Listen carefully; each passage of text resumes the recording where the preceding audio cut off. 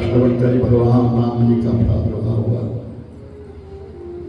परमात्मा राम जी ने अवतार ले लिया। मां कौशल्या के गर्भ से वशिष्ठ मुनि को बुलाया गया और चारों पुत्रों का नाम संस्कार किया गया। जो आनंद सिंधु सुख राशि, जो आनंद सिंधु सुख राशि, से करते त्रैलोक्य सुपासी, से करते त्रैलोक्य सुपासी, सो सुख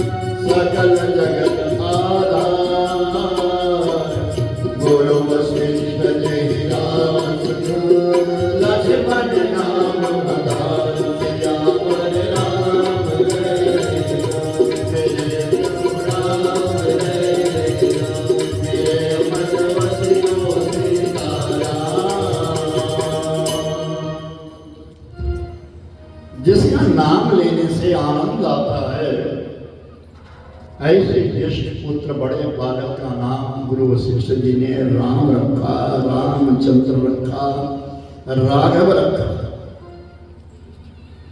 सो सुखधाम राम बस नामा, अखिल लोकदायक विश्रामा। दिन में दोपहर के बीच में हर व्यक्ति विश्राम करना चाहता है, थक जाता है काम करता करता, वो विश्राम करना चाहता है कि थोड़ी देर आराम कर लें। ऐसे आराम के समय जिन्होंने जन्म लिया उस पुत्र का नाम राम रखा।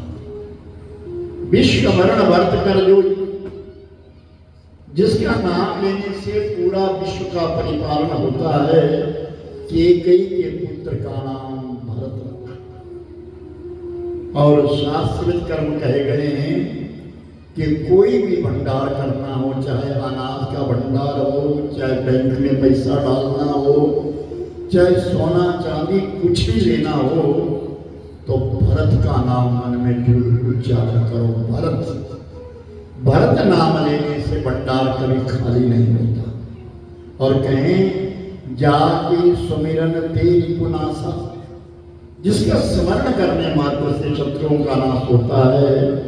सुमित्रा के छोटे बालक का नाम शत्रुघ्न रखा। और कहा कि सकल धाम ये संसार जिसके मस्तक के ऊपर है, ऐसे शेषनाग का अवतार सुमित्रा का बड़ा पुत्र, उस पुत्र का नाम लक्ष्मण रखा। चारों पुत्रों का परिपालन होने लगा। माताएं अपने बच्चों को पाल रही है बड़े आनंद के साथ, प्रेम के साथ। और राजा दशरथ जी इतने मगन हो गए हैं उन पुत्रों को देखते हैं, वो बालक चलते हैं और चलते चलते कभी गिर जाते हैं तो दाएं माँ उठाती है उनके लिए और सब ले लेती है और सब माताएं आपस में मिल करके उन बालकों की छवि को देख देख करके निहार निहार करके कृत्य कृत्य और चारों बालक बड़े हो रहे हैं। जैसे बालक 5 वर्ष के हुए तो अपने गुरु महाराज वशिष्ठ ऋषि के पास राजा दशरथ जी चले गए, चरणों में प्रणाम किया, चारों बच्चों को अपने गुरु महाराज के चरणों में लिटा दिया और कहा गुरुवर अब मेरे बच्चों को आप शिक्षा दीजिए।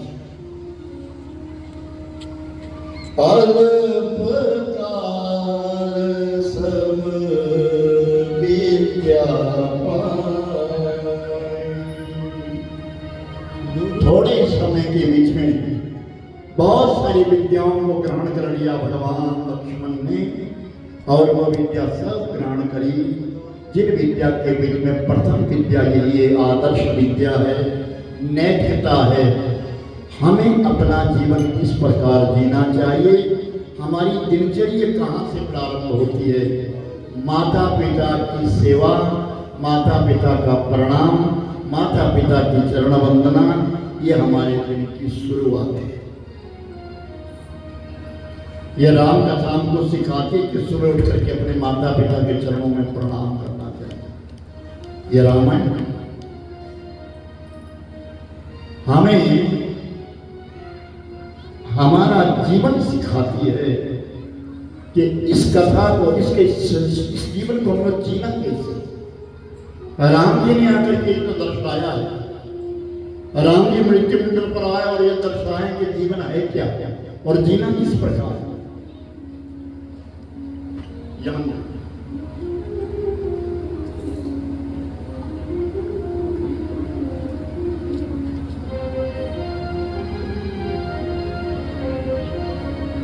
हमें निज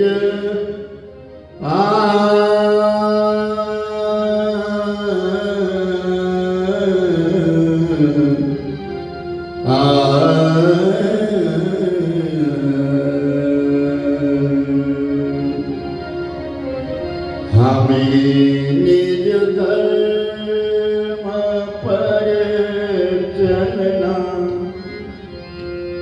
सिखाती रोज रामायण।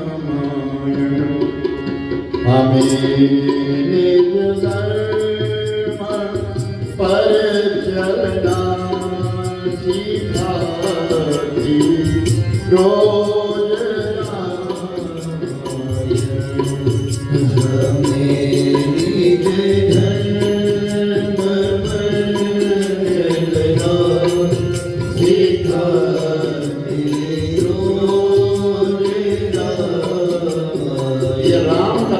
सिखाती है हमें चलना कैसे, हमें जीवन जीना कैसे।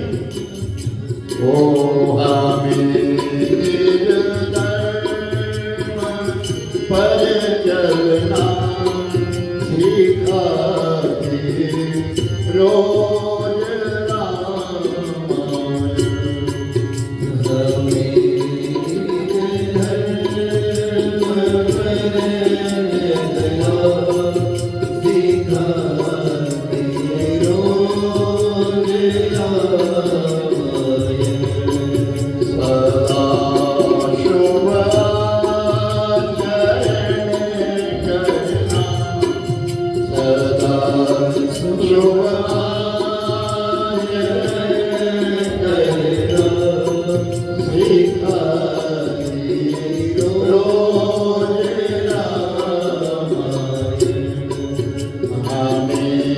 निज धर्म पर चलना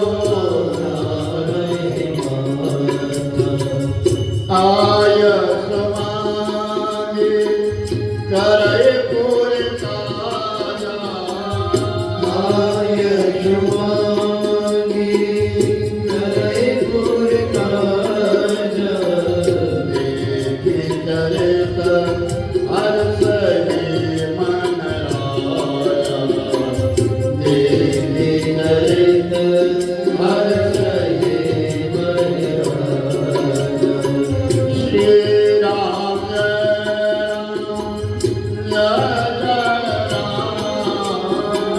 श्री राम जय राम जय जय राम ओ श्री राम जय जय राम श्री राम जय राम जय जय राम श्री राम जय जय राम श्री राम जय राम जय जय राम प्रात काल उठ के रघुनाथा मातु पितु गुरु नावै माता। प्रातः काल उठ करके भगवान राम लक्ष्मण शत्रुघ्न और भरत चारों भाई उठ करके माता पिता के चरणों में प्रणाम करते हैं, गुरु महाराज के चरणों में प्रणाम करते हैं और उसके पश्चात आयुष्मान करई पुर काजा राजा दशरथ के पास चले जाते हैं जहां सभा लगी होती है और सभा में बैठ करके काम देखते हैं कि सभा का काम क्या है। सभा का काम क्या है? जब इस प्रकार का चित्र भगवान राम करते हैं ना तो पिता को बड़ी प्रसन्नता होती है, पिता के मन को बड़ी प्रसन्नता होती है। मेरे बालक अच्छे, याद रखना जिसकी संतान अपने माता पिता का कहा मानती है वो संसार का सफल इंसान है, वो बड़ा भाग्यवान है। आज समय ऐसा आ गया है कि संतान कहीं है, पिता कहीं जा रहा है, पुत्र कहीं जा रहा है, पिता का कहा पुत्र मानता नहीं है, समझता नहीं है। पिता जब भी कहेगा तो अपने बालक के कल्याण के लिए कहेगा, उसकी भलाई के लिए कहेगा। इन संतान नहीं समझती। आज कुछ शिक्षाई ऐसी हो गई है, कुछ समय ऐसा आ गया है, इस बात को तो कोई पहचान ही नहीं रहा, कोई जान ही नहीं रहा है। बच्चे सब अपनी मर्जी के हो रहे हैं। तभी तो कहता हूं कि राम कथा का रस जिसने पिया है, जिसने मन से राम कथा को श्रवण किया, वह माता पिता से बाहर नहीं जा सकता। भगवान ने स्वयं कहा है अगर मेरा आशीर्वाद चाहिए तुम्हें तो पहले अपने माता पिता का आशीर्वाद ग्रहण करो। अगर तुम्हें आशीष चाहिए तो पहले अपने माता पिता का आशीर्वाद ग्रहण करो। और संसार में माता पिता के आशीर्वाद से बड़ा कोई आशीर्वाद नहीं है। जो मां 9 महीने तक बालक को अपने पेट में पालती है और पिता तो दिमाग में पालता रहता है और तब तक पालता रहता है जब तक उसका कोई ठिकाना ना लग जाए, जहां कभी वो सेट ना हो जाए। आयुष मांगी करई पुर काजा देखी चरित हर सही मन राजा देखी चरित हर सही मन राजा। भगवान राम के उस चरित्र को देख करके, अपने बच्चों के उस काम को देख करके राजा दशरथ जी बड़े प्रसन्न होते हैं। मैं संसार का सुखी व्यक्ति हूं, मेरे से ज्यादा सुखी कोई नहीं। और सही बात है मेरे भाई बहन, ये संसार में हम लोग आए हैं ना तो यहाँ 2 बात को लेकर के आए हैं, सुख भी है और दुख भी है। याद रखना कि जब हम सुख भोग रहे हैं ना तो दुख का मुकुट पहना हुआ है, ये पता नहीं कब आ जाए। तो कई महापुरुषों ने कहा है कि सुख से अच्छा दुख है, कि दुख जब जाएगा तो सुख दे जाएगा, और सुख जब जाएगा तो दुख दे जाएगा। तो दुख अच्छा, सुख अच्छा नहीं है, दुख अच्छा है कि पहले जिंदगी में कुछ दुख भोग लो और बाद में समय आएगा तो सुख भोग लो। और जिसने सुख भोग लिया हो वो दुख के लिए भी तैयार है, जिसने सुख भोग लिया है वो दुख के लिए भी तैयार है। राजा दशरथ जी महाराज पूरे नहीं समाते, सब रानियों में संतोष है, सारे अयोध्यावासी बड़ी प्रसन्नता के साथ अपना जीवन जी रहे हैं, आनंद के साथ जी रहे हैं। अयोध्या नगरी के किनारे बड़े घने घने जंगल है। एक जंगल का नाम है ताड़क वन। उस ताड़क वन के साथ विश्वामित्र रहते हैं। ऋषि है, साधु है, विश्वामित्र है, कुटिया डाल करके रहते हैं, छोटा सा आश्रम है। लेकिन उनके आश्रम में बहुत सारे साधु संत रहते हैं। कई साधु संतों को अपने पास रखा उन्होंने, और वो भजन करते हैं, परमात्मा का सुमिरन करते हैं, चिंतन करते हैं। और कई बार कोशिश करी, विश्वामित्र ने कई बार कोशिश करी, मैं यज्ञ करूं, मैं आहुति दूं, मैं यज्ञ करूंगा। और जब जब भी यज्ञ करने के लिए वो तैयार हुए, लंका से रावण ने अपने दूतों को भेजा, दानवों को भेजा और यज्ञ विध्वंस कर दिया। उस यज्ञ को मिटा देते हैं। कभी मूत्र, मलमूत्र, विष्टा पे हड्डियां फेंक देते हैं, खून फेंक देते हैं, रक्त फेंक देते हैं, पीप फेंक देते हैं, सारे का सारा हवन सब यज्ञ को विध्वंस कर देते हैं। क्योंकि धर्म करना नहीं चाहता, कराना नहीं चाहता। समय बीतता गया, कई बार कोशिश करी, विश्वामित्र ने कई बार कोशिश करी, लेकिन सफल नहीं हुए। और आज वो जंगल में बैठे बैठे विचार कर रहे हैं कि राम बड़े हो गए हैं, क्यों ना मैं राम को लेकर के आऊं और अपना यज्ञ कराऊं। वो भगवान है, वो परब्रह्म। ऐसा मन में विचार आया विश्वामित्र के, और जंगल से उठे और अयोध्या की ओर आ गए। और अयोध्या में जैसी प्रवेश किया ना, तो गुप्तचरों ने संदेश दिया राजा दशरथ के लिए, महाराज विश्वामित्र आ रहे हैं। राजा दशरथ जी बड़े स्तन हो गए। क्यों स्तन हो गए? कि एक साधु ही नहीं आ रहा है, वो राजा भी है, पहले राजा था। विश्वामित्र गादी तनया है, क्षत्रिय है वो पहले राजा था, अपना राजपाट सब छोड़ करके साधु बन गया था। विश्वामित्र साधु बन गए थे। ऐसे साधु आज मिलने के लिए आ रहे हैं और कुछ मांगने के लिए आ रहे हैं। तो राजा दशरथ जी बड़े सतर्क हो गए। लेकिन राजा दशरथ के जो गुरु है वशिष्ठ हैं, उन वशिष्ठ की और विश्वामित्र की आपस में बनती, उनकी आपस में बनती नहीं। गुरु वशिष्ठ और विश्वामित्र की आपस में तनिक भी नहीं, बिल्कुल भी नहीं बनती। कुछ भक्ति का भेद है, कुछ मन के विचार है। लेकिन आज विश्वामित्र आ रहे हैं तो राजा दशरथ ने तैयारी करी, बड़ी भव्य तैयारी करी। मेरे यहाँ एक साधु आ रहा है, एक राजा आ रहा है, मेहमान रूप में आ रहा है। तो बड़े अच्छे तरीके से स्वागत करवाया, स्वागत किया, और फिर अपने सिंहासन के साथ एक आसन लगवा दिया और उस आसन के ऊपर विश्वामित्र को बिठा दिया गया, जल पीने को दिया। आगतम स्वागतम सारम गृहसारम तो याद रखना, आने वाले का सारा स्वागत है। अगर स्वागत ना हो तो आने का कोई अर्थ नहीं है। आप कथा सुनने आ जाएं और नीचे बैठने के लिए आसन ना हो तो वो स्वागत नहीं हो, अर्थ नहीं है। किसी देवता को बुला दिया गया, ग्रंथ को ला दिया गया और हमारे पास स्थान नहीं है, हम बिठाएं कहाँ? अपनी कुटिया में झाड़ू भी नहीं दिया, हम स्वागत के लिए भी नहीं आए हैं, तो आने का औचित्य क्या है? गृहसारं भोजनम, जिस भोजन में छौंक ना लगा हो, तड़का ना लगा हो, वो भोजन भी भोजन नहीं।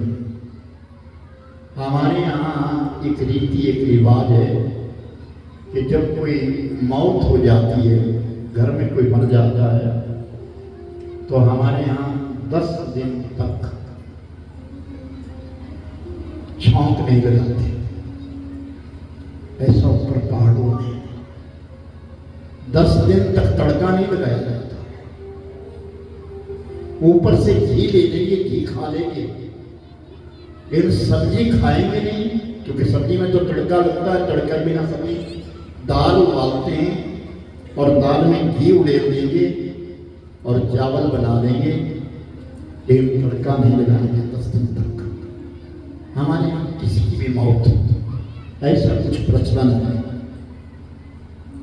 अब नीचे नीचे जैसे शिमला के नजदीक लोग आने लगे, तो यहाँ सब तड़का भी लगाने लगे, सब कुछ खाने लगे। मैंने कहा ना कि समय अब बदल रहा है, हर चीज तो बदल रही है, लेकिन जो पुरानी बातें उनमें कुछ सार है। देखो, जिस व्यक्ति ने पूरा जीवन कमाया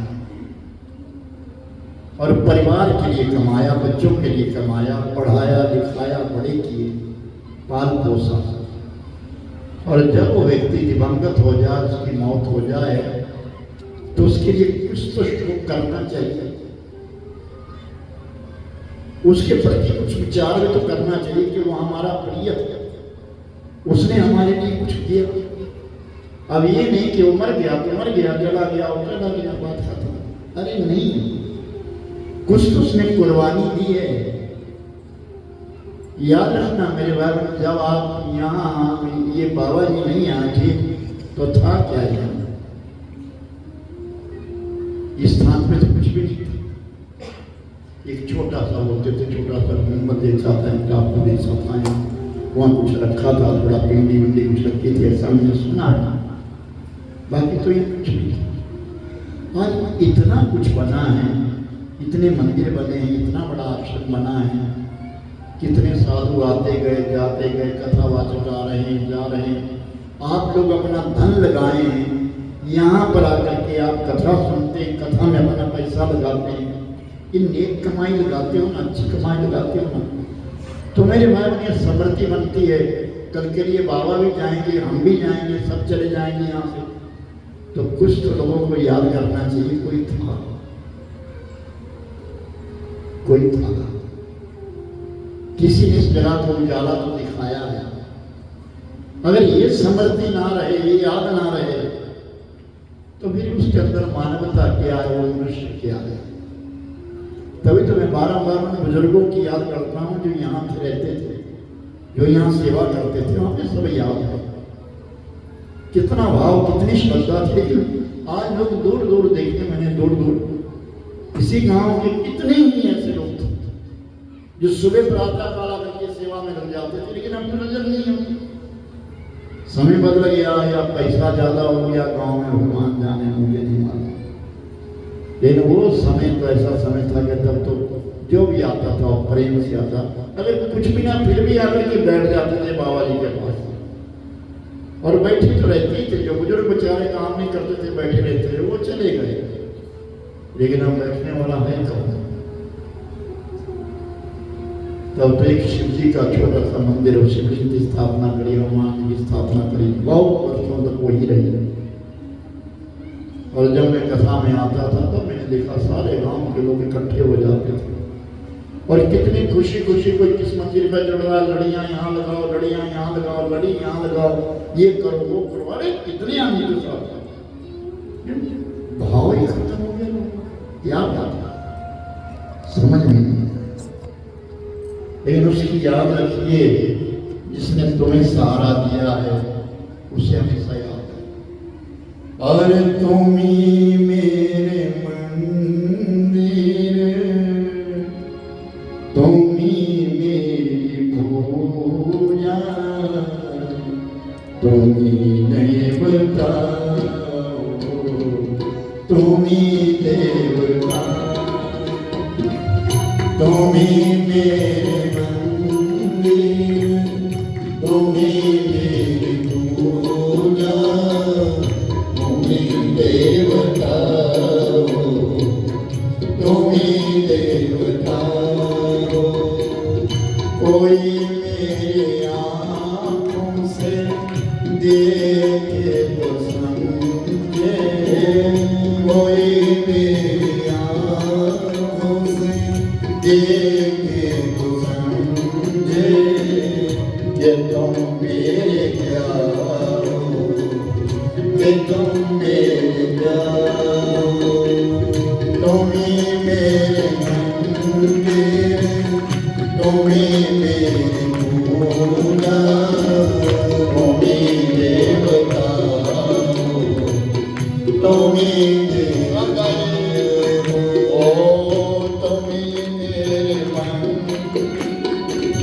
तुम्ही मेरी पूजा तुम्ही देवता तुम्ही देवता हो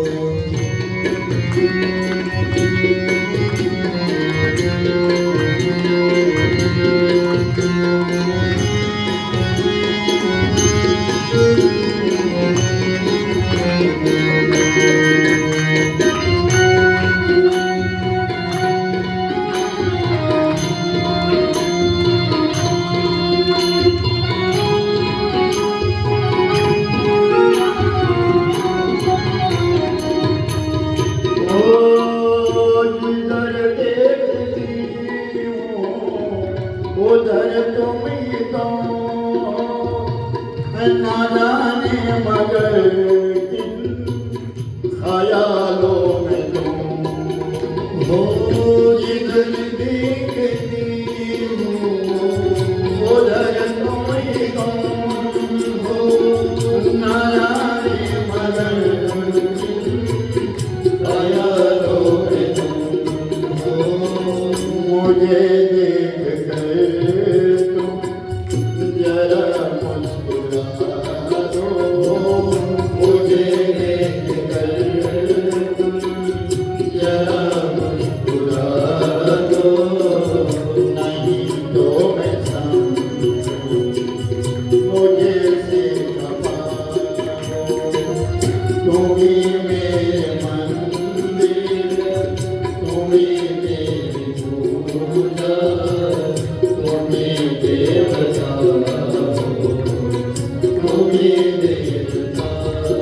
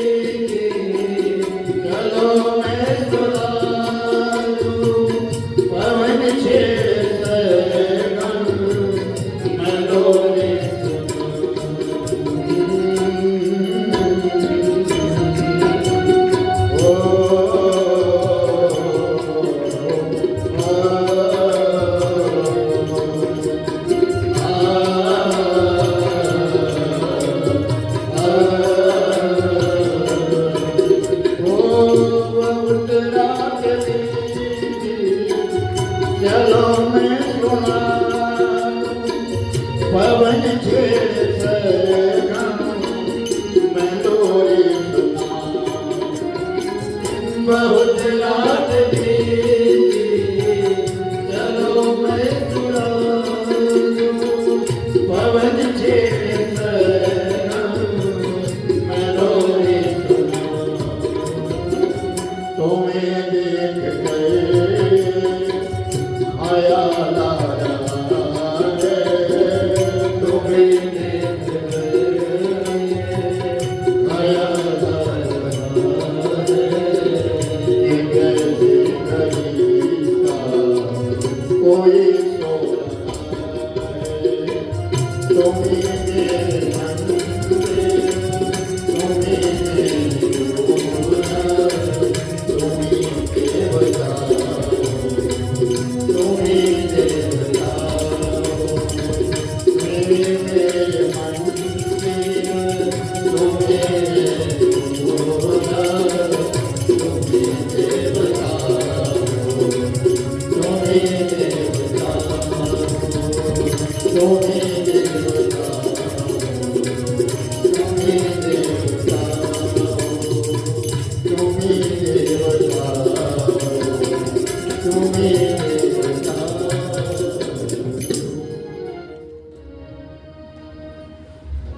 जिसने तुम्हारे साथ अच्छा किया उसको हमेशा याद रखो। जिसने तुम्हारा भला किया उसकी हमेशा स्मृति बना करके रखो, उसकी याद बना करके रखो। राम कथा हमको यही दर्शाती है, बड़ों का आदर करना, सम्मान करना। चत्वारि तस्य वर्धन्ते आयु कीर्ति यशो बलम। जो बड़े बूढ़े बुजुर्गों की सेवा करता है, उनका सम्मान करता है, उसकी चार चीजें बढ़ती हैं, याद रखना। एक तो उस व्यक्ति की आयु बढ़ जाती है, उम्र बढ़ जाती है। दूसरे उसका नाम बड़ा हो जाता है, लोग उसकी इज्जत करते हैं। उसके शरीर में बल बढ़ता है और धन बढ़ जाता है उसके पास। बड़े बूढ़े बुजुर्गों की सेवा करना। जो आज जवान है उसने बूढ़ा तो होना है। आज हम कितने सुंदर है, कितना सुंदर कहते हैं, हम जैसा सुंदर कोई नहीं है। लेकिन मेरे भाई ने बुढ़ापा तो आएगा, और ये बुढ़ापा आएगा और सबके ऊपर आएगा। ऐसा नहीं कि किसी को वो जवान ही रह जाएगा, नहीं नहीं, बुढ़ापा तो आएगा। मर जाए वो बिलक बात है, लेकिन आखिर में बुढ़ापा तो आएगा, शरीर तो खत्म होगा। सूर्य नारायण दोपहर तक खूब तेज होते, गर्मी देते, और दोपहर के पश्चात छाया ढल जाती है, परछाई लंबी होती चली जाती है। जलना मत। कहते हैं कि शमशान की राख पर खड़े होकर के मैंने ये विचार किया, शमशान की राख पे खड़े होकर के हमने ये विचार किया कि जिंदगी भर जलता रहा औरों से, आखिर में राख बनने के लिए हर इंसान को तो राख बनना है। अभी हम इस शरीर को जितना मर्जी नहला ले, धुला ले, क्रीम लगाएं, पाउडर लगाएं, कुछ भी लगाएं, आखिर में इसमें मिटना है। शहरों में तो हम देख के दंग रह जाते हैं। सुबह कपड़े और है, दिन में कपड़े और है, रात में कपड़े और है लोगों के पास। नाना प्रकार के लोग अपने को श्रृंगारित करते हैं, सुशोभित करते हैं, लेकिन ये भूल जाते हैं कि एक दिन हमको जाना है। जितना हम इस शरीर को सजाते हैं और उतना हम अपने मन को भी सजाएं तो सचमुच भवसागर से बेड़ा पार हो जाए। मंदिर में जाओ, निर्मलता होकर के जाओ, कपट छोड़ करके जाओ, वैर छोड़ करके जाओ, फिर भगवान के सामने नतमस्तक हो जाओ। याद रखना, ईश्वर से हमेशा डर करके रहना। वो भगवान है, वो प्रभु है, उनका द्वार है,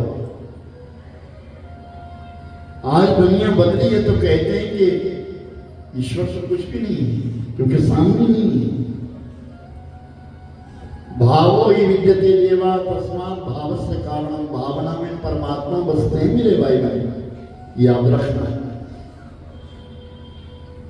अगर तुम्हारा भाव है तो पत्थर में प्रभु है, परमात्मा है। और अगर तुम्हारा भाव नहीं तो चाहे सोने की मूर्ति क्यों ना हो, क्यों तुम्हारा भाव नहीं है। मानुष के अंदर क्या ईश्वर नहीं है? हम सब के अंदर ईश्वर विद्यमान है। यहाँ जितने भी लोग बैठे हैं सब आत्माएं हैं, सबके अंदर परमात्मा है, सब नहीं है। इन भाव को इतना देखना तो इतना है कि पवित्र आत्मा किसकी है। और सुनिए, ध्यान रखना मेरे भाई बहन, इस शरीर का कुछ भोजन है। इस शरीर को खड़ा रखने के लिए हमें कुछ खाना पड़ेगा, कुछ पीना पड़ेगा। चाहे दूध पिए, चाहे फल खाएं, चाहे भोजन खाएं, कुछ ना कुछ इस शरीर को खड़ा रखने के लिए हमको लेना होगा। लेकिन उसी प्रकार इस शरीर के अंदर जो आत्मा है, उस आत्मा का भी एक भोजन है। और आत्मा का जो भोजन है वो प्रार्थना है, यानी पूजा है, यानी साधना है। माना आप गृहस्थी हैं, आपको बहुत अड़चने हैं, पशु है, मानव है, बच्चे हैं, जिम्मेवारियां हैं, अतिथि है, तुम्हारे यहाँ मेहमान आ रहे हैं, फिर भी अपने लिए समय निकालिए। ये कोई साथ नहीं जाएगा, वो कर्तव्य मिला है आपको, कर्म मिला, वो आपको करना होगा। काम तो आपको करना होगा, वो आपको कर्म मिला है, गृहस्थ में आए हैं आप। लेकिन उसके बावजूद भी अपने लिए समय निकालिए, अपने भजन के लिए समय निकालिए और अपने शरीर का ध्यान रखिए। तुम्हारा शरीर अगर सही होगा तो तुम दूसरों की सेवा भी कर सकोगे और भगवान का भजन भी कर सकोगे। दूसरे व्यक्ति के लिए समझो ना, आत्मबल सर्वभूतेषु, अपने जैसा दूसरों को जानो ना। पीड़ा होती है, अगर हमें ये कांटा चुभ जाए तो दर्द होती है, दूसरों को भी उसी प्रकार की दर्द होती है। जब कोई ताना मार देता है, कोई शब्द बाण मार देता है, तो कितनी वेदना, कितनी पीड़ा होती है उसके। इसलिए कम से कम ये है कि हम इन ग्रंथों का स्वाध्याय करके, इन ग्रंथों को पढ़ के, इन कथाओं को सुन करके अपना जीवन तो परिवर्तन करें। आज विश्वामित्र आ गए हैं और राजा दशरथ जी मन ही मन में प्रसन्न हुए, लेकिन मन में शंका क्यों आए हैं। और मेरे गुरु महाराज जो मेरे साथ बैठे हैं, वो उनका आपस में बनती नहीं हो, बदनस्व है दोनों का आपस में। अब पता नहीं क्या होगा। राजा दशरथ जी ने जलपान करवाया, आदर किया, सम्मान किया, स्वागत किया। फिर पूछा, गुरुवर आप बताइए आपका आनंद कैसे हो। तो विश्वामित्र ने कहा, राजन आप पुत्र मोह में इतने लोभित हो गए हैं कि आपको इतना भी ध्यान नहीं है। आपकी राज्य की जितनी सीमाएं हैं ना, इन सीमाओं पर दानव आ गए हैं, राक्षस आ गए हैं, आपको पता ही नहीं। मैंने कितनी बार यज्ञ करना चाहा, जब जब भी मैं यज्ञ करता हूं, साधु संत इकट्ठे होते हैं तो दानव आ जाते हैं और सारे यज्ञ को विध्वंस कर देते हैं।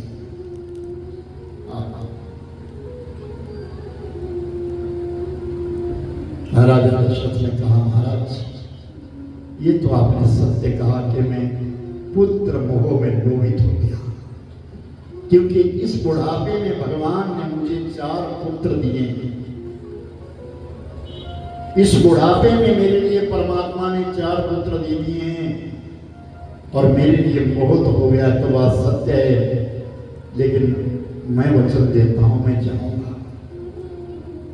और मैं जा गया हूं, मैं जाऊंगा, अपने राज्य की सीमा को सुरक्षित करूंगा, बहुत बड़ी सेना लेकर के जाऊंगा और आपका यज्ञ कराऊंगा। नहीं राजन, मैं आपसे कुछ मांगने आया हूँ, कुछ इच्छा लेकर के आया हूँ, मेरे मन की इच्छा पूरी कर दो।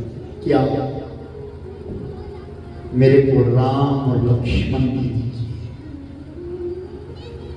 जब ये राम और लक्ष्मण की बात कही तो राजा दशरथ को धक्का लग गया। ये क्या कहा? इस बुढ़ापे में मेरे लिए पुत्र मिले हैं और वो भी राम, और उस राम को मांग रहा है, राम और लक्ष्मण। हाँ, कहा महाराज राम लक्ष्मण मेरे पुत्र ही नहीं, मेरे प्राण हैं वो। आपसे मेरी विनय है, मेरे 2 पुत्र मत मांगिए, 2 अक्षर से बनी हुई कोई भी चीज है सब दे दूंगा। इस अयोध्या में जितना धन है, धन 2 अक्षर से बनता है, सब आपका। 2 अक्षर सोना है, जितना सोना है सब आपका, जितना चांदी है सब आपका, जितनी भूमि है सब आपकी, जितना कोष खजाना है वो सब आपका। और 2 अक्षर से प्राण बनते, अगर आप मेरे प्राण भी मांगे तो वो भी मैं दे दूंगा, लेकिन राम और लक्ष्मण को मत मांगिए। तो राम लक्ष्मण मेरे नयन, मेरी आंखें, मेरे प्राण हैं, आप राम लक्ष्मण को मत मांगिए। विश्वामित्र ने कहा राजा मुझे तो केवल राम और लक्ष्मण चाहिए। अब राजा दशरथ जी मन ही मन में विचार करते क्या? एक त्यागी संत है, ये साधु है, इसने अपना राजपाट सब छोड़ लिया है, अपना घर परिवार संपदा सब छोड़ दी, और आज ये मेरे द्वारा करके मेरे पुत्रों को मांग रहा है, मैं कैसे दूं? पर वो पुत्र तो मेरे प्राण है। तो सामने वशिष्ठ जी बैठे थे। वशिष्ठ जी ने विचार किया कि मेरा ये शिष्य है दशरथ और ये मना कर रहा है, विश्वामित्र के मन में कहीं ये ना आ जाए कि वशिष्ठ ने मना किया होगा तो मेरे ऊपर आक्षेप करेंगे कि वशिष्ठ ने मना किया तभी इसने इनकार कर दिया। तो गुरु वशिष्ठ ने कहा राजन जाओ, अपने दोनों पुत्रों को लाओ और विश्वामित्र को ले दो। अब यह गुरु आज्ञा, गुरु आज्ञा मोड़ी नहीं जाती, याद रखना। गुरु छोड़ा नहीं जाता, गुरु की आज्ञा मोड़ी नहीं जाती।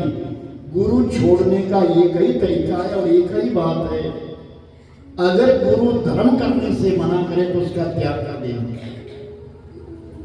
बाकी गुरु को छोड़ने का कोई रास्ता नहीं है, गुरु को छोड़ने का पाप आता है, याद रखना। गुरु से विमुख हो जाना पाप लगता है। गुरु एक ही बात पर छोड़ा जाता है कि अगर गुरु धर्म करने से मना कर दे तो गुरु का त्याग कर दीजिए। मेरे भाई बहन, ताजे यो पिता प्रहलाद भविष्य, प्रहलाद ने अपने पिता का त्याग किया था, जिसके लिए भगवान के लिए। बंधु अपने सगे भाई का त्याग किया भविष्य में, किसके लिए? राम के लिए। भरत महतारी, भरत ने अपनी मां का त्याग किया था, किसके लिए? भगवान के लिए। और ब्रजमणि कहाँ है? वृंदावन के बीच में गोपियों ने त्याग कर दिया था अपने पति का, किसके लिए? भगवान के लिए। ईश्वर के लिए सब त्याग किया जाता है, लेकिन ईश्वर का त्याग नहीं किया जाता। बलि गुरु तजेयो, भागवत में कथा आती है, राजा बलि ने अपने गुरु का त्याग कर दिया, किसके लिए? भगवान के लिए। उसने दान देने से मना किया था, दान मत देना, ये तेरे को ठग देगा, तेरे को पाताल में भेज देगा। राजा बलि ने कहा गुरुदेव कुछ भी करे, आप मेरे द्वार आए हैं, याचक बन करके आया है, मुझे दान देना होगा।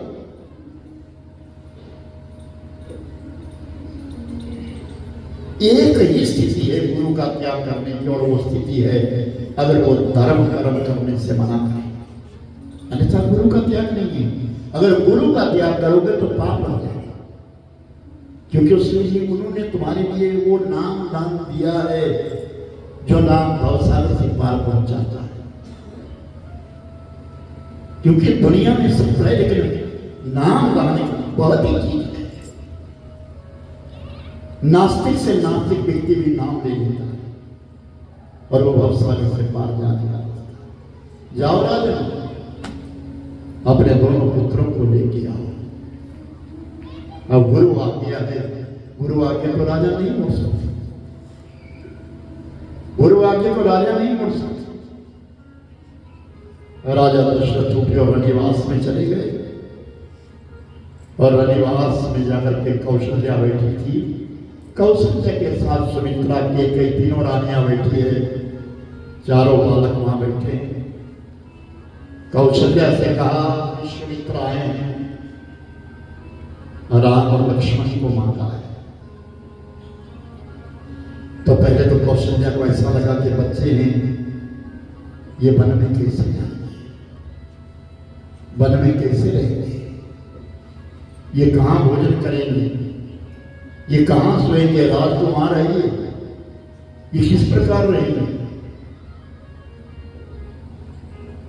कुछ देर सोचने के पश्चात तो बेटी इसको उल्टा, वरना तुम्हारा भी दिमाग खाएगा और मेरा भी दिमाग खाएगा, बस बंद करो इसको। और कहीं पाँव के नीचे आया तुम्हारा मोबाइल तो टुकड़े टुकड़े हो जाएंगे, संभाल कर रखो इनको।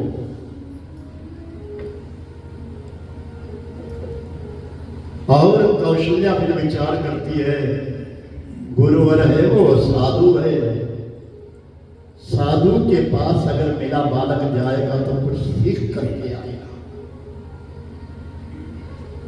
याद रखना, तुम अपने बच्चों को संतों के पास भेजते हो प्रणाम करने के लिए, आशीर्वाद मिलता है उसके लिए।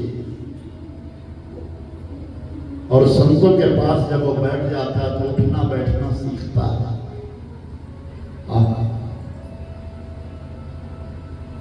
राजा दशरथ दोनों पुत्रों को लेकर के आए और विश्वामित्र के सामने, ओ अति आदर दो तनया बुलाए, हृदय लाए बहु पांति सिखाए। ओ अति आदर दो हृदय बुलाए, हृदय लाए पांति सिखाए। मेरे प्राण नाथ सुत लो, तुम मोनि पिता आने नहीं को। तेरा नाथ सुत लो, तुम मोनि पिता आने नहीं को। ओ श्री राम नाम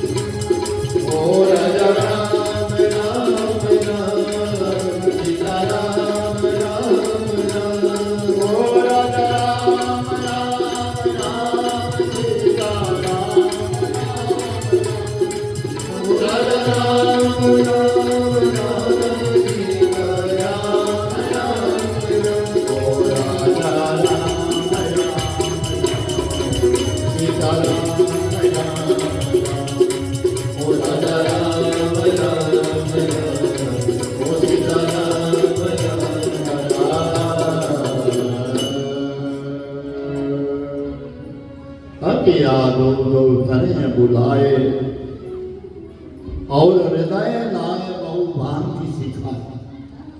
दोनों बच्चों को लेकर के राजा दशरथ जी आए और विश्वामित्र के सामने खड़े हुए, अपने हृदय से लगाया और बड़ा प्रेम किया, प्रीति की, और दोनों बच्चों से कहा ये गुरुवर है, इनका नाम विश्वामित्र है, ये ऋषिवर है, इनके चरणों में प्रणाम। और राम लक्ष्मण ने जब चरणों में प्रणाम किया, प्रभु ब्राह्मण्य देव में जाना, मोहित पिता तजिव भगवाना, श्याम गौर सुंदर दो भाई, विश्वामित्र महानिधि पाओ। मेरे भारत दोनों बच्चों को बड़े आदर से बुलाया और कहा कि मेरे प्राणनाथ सुत दो है महाराज, ये दोनों मेरे बालक ही नहीं, मेरे प्राण हैं। ये राम लक्ष्मण मेरे बालक ही नहीं, मेरे प्राण हैं। इसलिए तुम मुनि पिता आनने को, आज से इनके पिता तुम हो। मेरे बच्चों को अपने पास रखना, बहुभांति सिखाना, खूब सिखाना, खूब पढ़ाना, अपने पास रखो, अपना यज्ञ करा देना। और श्याम वर्ण दोनों भाई में श्याम वर्ण का है, ये गौर वर्ण का। ये भगवान राम जो वो नीले वर्ण के, नील वर्ण के हैं, और लक्ष्मण जो है गौर वर्ण का है। और उनको विश्वामित्र ने जब देखा तो महानिधि पाई, ऐसा लगा मैंने दुनिया का खजाना पा लिया है। प्रभु ब्राह्मण्य देव में जाना, मोहिनी तजयो पिता भगवाना। विश्वामित्र ने मन ही मन में विचार किया, ये तो ब्रह्म है, राम ब्रह्म है, और राम ने आज मेरे लिए अपने पिता का त्याग कर दिया। अब दोनों बच्चों को लेकर के चले हैं, आगे विश्वामित्र चले, पीछे राम, और राम के पीछे लक्ष्मण चले। सरजू मैया को पार किया, और सरजू मैया को पार करने के पश्चात आगे वन में चले गए। और वन में जाकर के बहुत बड़ा पीपल का पेड़ था, उस पेड़ के नीचे विश्राम करने के लिए बैठे। विश्राम करने के लिए बैठे तो विश्वामित्र जो थे बलवान योद्धा थे, बड़े बलवान योद्धा थे। कई शस्त्र थे उनके पास, नाना प्रकार के शस्त्र थे, और उन्होंने अदृश्य भाव से कुछ शस्त्र पीपल के पेड़ पर छुपा करके रखे थे। उन शस्त्रों को निकाला, जो दिखते नहीं है, लेकिन जब उनकी चाह और इच्छा हो तो सामने आ जाते हैं। ऐसे शस्त्र जो है राम लक्ष्मण को दिए, और दो विद्याएं सिखाई, बला और अति बला। बला नाम की विद्या, यानी भूख ना लगे, जितने दिन चाहो तुम भूखा रह जाओ, तुम्हें भूख नहीं लगेगी, उसका नाम है बला। और अति बला, भय ना लगे, डर ना लगे। ये दो विद्याएं सिखा। और मेरे भाई सही मायनों में तो ये कि अगर भूख ना होती इंसान की, तो इंसान कमा कमा करके थक जाता। लोग कहते हैं कि अगर पेट ना हो तो हम कुछ ना कमाएं, ऐसा नहीं है, ज्यादा कमाएगा, क्योंकि माया की भूख तो कम नहीं होती, वो तो दौलत की भूख बढ़ती चली जाती है। जब 100 नहीं था तो 100 जोड़ने की कोशिश करी, 500 आ गया, 500 जोड़ने की कोशिश करी, हजारों में खेलने लगा, देखते देखते लाखों में खेलने लगा, और अब लाखों की तो बात ही नहीं, अब तो करोड़ों में खेल रहे हैं।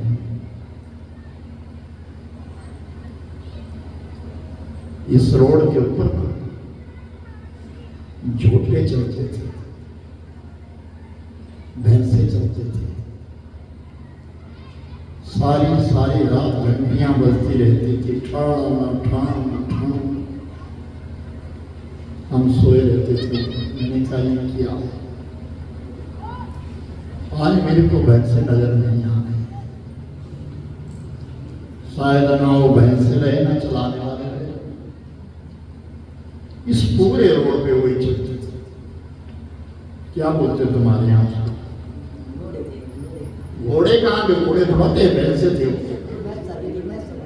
हैं? नहीं भाई, नहीं नहीं, झूठे थे जो।